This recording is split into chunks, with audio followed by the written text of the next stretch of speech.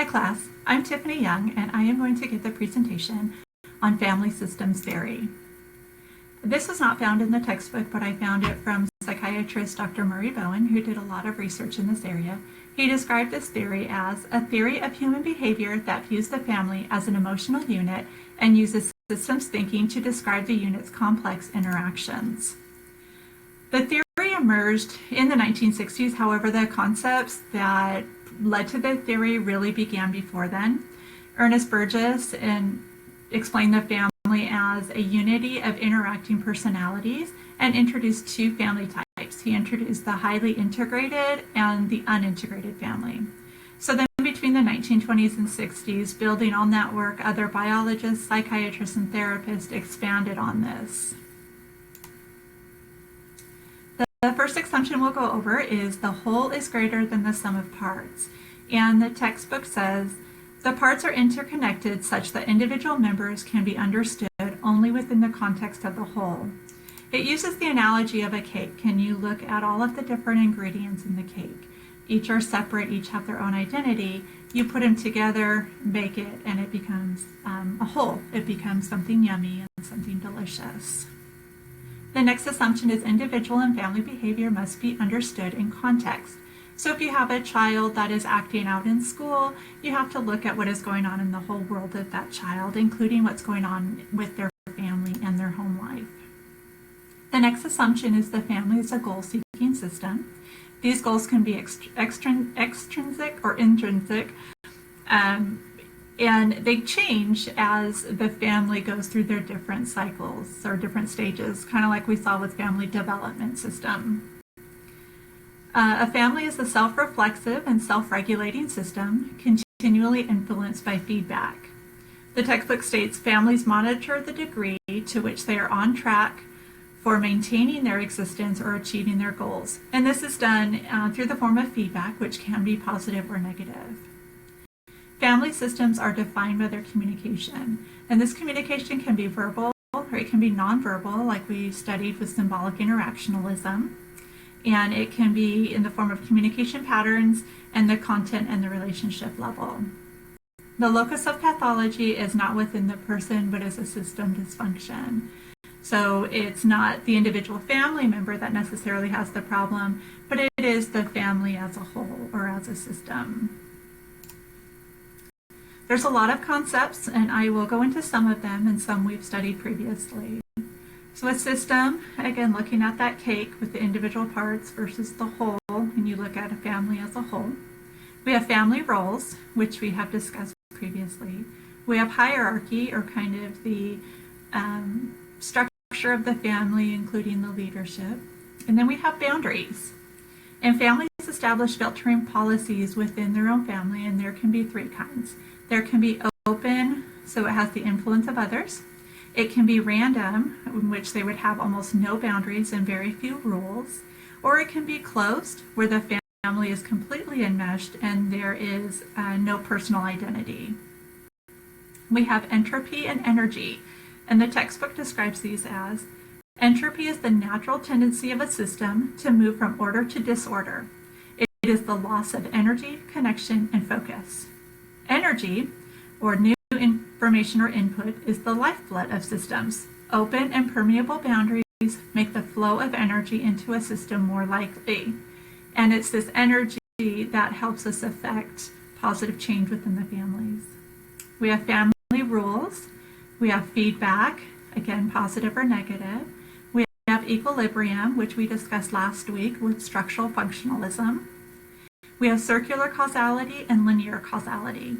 With circular causality, it's like the vignette in the beginning of the chapter where it talks about the couple and their relationship, communication dynamic, misinterpreting signs, signals, words, and therefore, so you kind of just go round and round in that. Linear is a cause and effect, so that if I treat my 12-year-old like a 2-year-old, he's going to behave like a 2-year-old. We then have identified patient. Again, it's kind of the one that causes the problem, but if we go back to that locus of pathology, it's simply a symptom of the problem within the family. And then we have double bind, which is two commands that contradict each other. And you can kind of think of it as, you're darned if you do, you're darned if you don't. Next, we have family cohesion and family flexibility. And with this, I wanted to show you the Olson circumplex model. If you've seen it before, it kind of talks about various aspects of the family, how cohesive they are, how flexible they are, whether they are engaged, disengaged, enmeshed, separated, connected, that kind of thing. And last, we have mutuality, and the textbook states, mutuality is found in open families in which everyone is accepted and loved despite differences of opinions.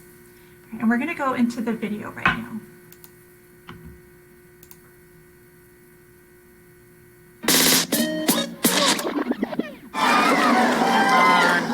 Yeah. Okay, Max, I need you to put the game away. Time for a Durfee family meeting. So how are things going, Max? Fine, I guess. That's great, sweetheart. We wanted to do things a little differently from our regular family meetings. Today we want to do a performance review. Okay. Sounds serious. Oh no, it's just a formality.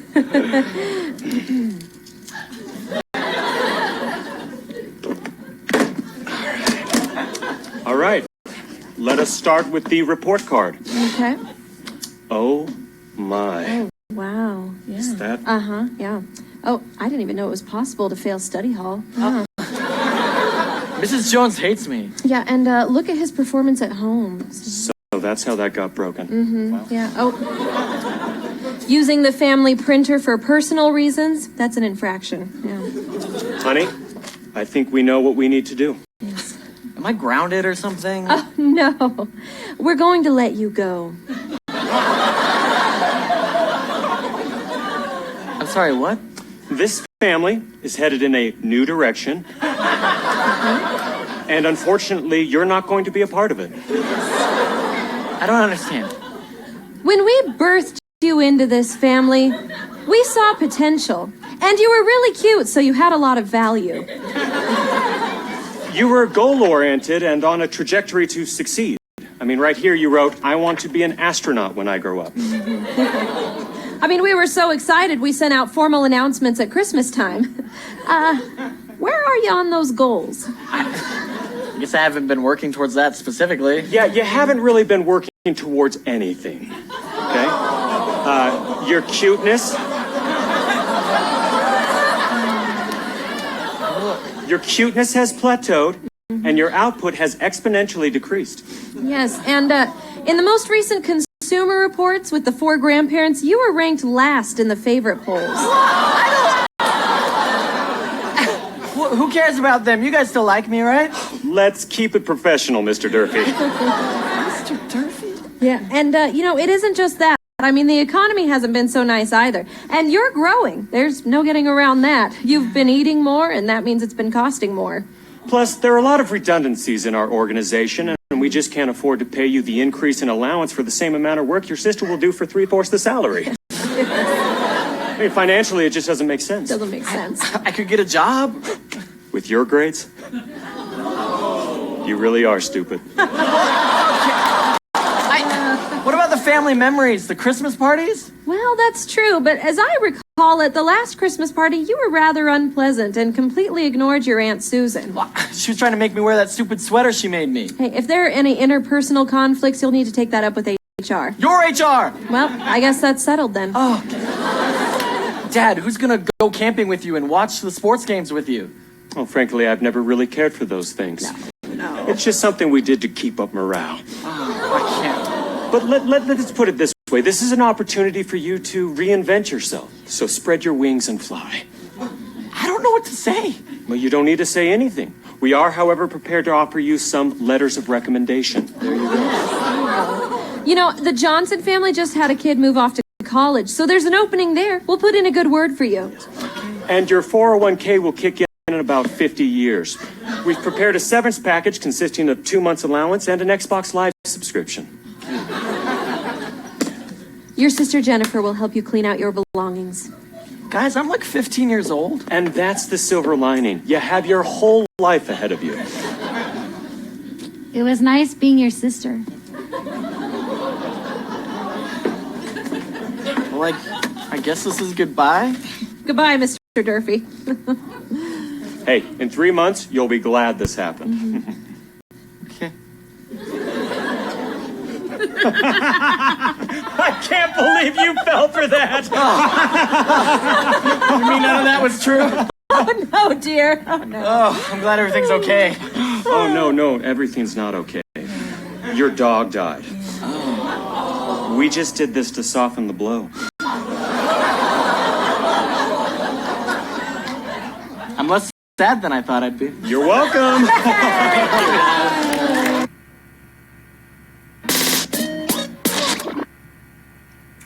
Okay, so in this video, with the family meeting gone wrong, we can see a couple of things. The assumption, the family meeting calling a meeting, or the family calling a meeting to be self-reflexive and self-regulating, giving that negative feedback to, I think they said to change what was going on there, or the family's going in a new direction.